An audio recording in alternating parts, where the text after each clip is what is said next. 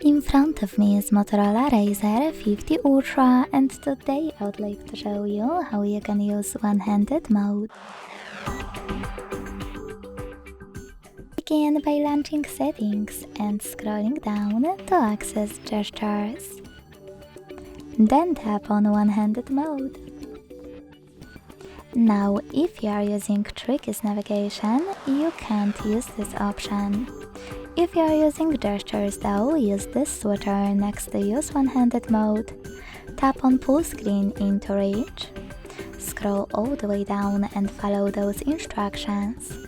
Swipe down near the bottom edge of your screen.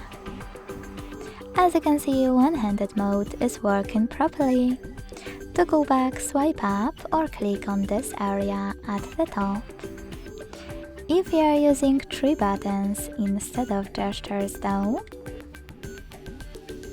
you can click on this switcher next to one-handed mode shortcut instead. Tap on Got It and use one-handed mode by clicking on the shortcut. You can even go back by tapping on it again. To disable one-handed mode, use the same no blue switcher. Thanks so much for watching. If you enjoyed this video, leave a like, comment and subscribe.